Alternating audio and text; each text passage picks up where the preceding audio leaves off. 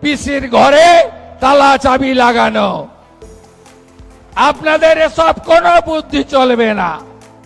আর হঠাৎ করে জামানত জব্দ হওয়া পার্টি লালবাবুরা, যারা দিল্লির যন্তর মন্তর থেকে ডরিনা ক্রসিং আর যাদবপুরের ভিতরে ঢুকে যারা মরা কান্না গাইছেন যাদবপুরকে রেখে, তাদেরও কোনো সুবিধা হবে না। শুধু দেখতে থাকুন। আমি অনেক কঠোর কঠিন লড়াইয়ের মধ্য দিয়ে এই জায়গায় এসেছি। সিপিএম এর সূর্য যখন মধ্য গগনে, যখন 235 আসন, তখন আমি সিপিএম এর ছোট মুখ্যমন্ত্রী লক্ষণ শেঠকে তার বাড়িতে দাঁড়িয়ে হারিয়েছি 1,73,000 ভোটে।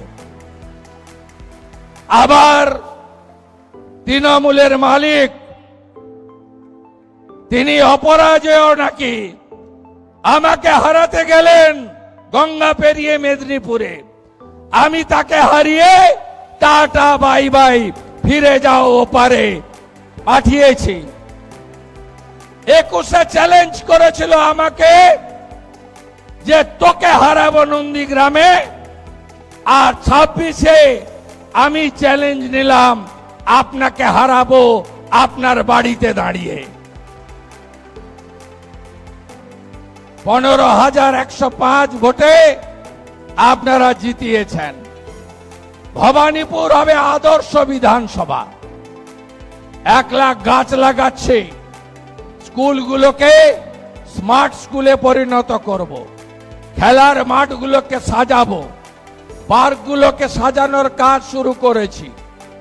এবং ভবানীপুরের প্রত্যেকটা বাড়িতে আবার একদিন আসবো আয়ুষ্মান ভারতের কার্ড দিতে। 5 লাখ টাকা পর্যন্ত চিকিৎসা ফ্রি। আর যারা আয়ুষ্মানের নিয়মে পড়বেন না, তাদের জন্য মুখ্যমন্ত্রী স্বাস্থ্য বীমার কার্ড দিয়ে যাব। শুধু পশ্চিমবঙ্গে নয়, ভারতের 38,000 হসপিটালে বিনা পয়সায় চিকিৎসা পাবেন। আমি আবার আসবো। 28 তারিখ রাখি বন্ধন আমি পালন করতে আসবো ভবানীপুরে। আমি অর্থশালী লোকেদের বাড়িতে যাব না সেদিন। সেদিন আমি ভবানীপুরে পায়ে হেঁটে ঘুরেছি 8টা ওয়ার্ড। এত বড় বড় বিল্ডিং, বড় বড় মানুষরা থাকেন, অনেক অধ্যাপক ডাক্তার থাকেন, তারাও আশীর্বাদ দিয়েছেন। তো আলোর নিচে অন্ধকার। 56টা এমন পাড়া আছে, এটা নলকূপ, ওখান থেকে জল নিতে হয় লাইন দিয়ে। আরেকটা পাড়ায় গেছিলাম, আমাকে বলেছিল বাবু মমতা ব্যানার্জি বলেন গুজরাটি মারোয়াড়িরা নাকি বাহারি। আমি উনার বাড়িতে পরিচারিকার কাজ করি, আমাকে 8,000 টাকা বেতন দেয়। এরা চলে গেলে কার বাড়িতে কাজ করব? আমি বলেছিলাম না, এটা ভারতবর্ষ, এখানে কেউ ছোট বড় নেই, সবাই মিলেমিশে আমরা থাকবো। এই সংকীর্ণতা, এই আঞ্চলিকতাবাদ, ভাষার নামে, জাতের নামে আমাদের রাষ্ট্র ছিল মমতা ব্যানার্জি। 28 তারিখে আমি আসবো রাখি পরাতে ওই সমস্ত এলাকাগুলোতে।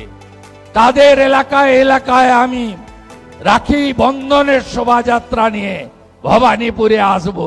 সেদিন আবার দেখা হবে। আপনারা তেরঙ্গা যাত্রা করেছেন, 4,000-এর বেশি ভবানীপুরের মানুষ ছিল। হর ঘর তেরঙ্গা করেছেন।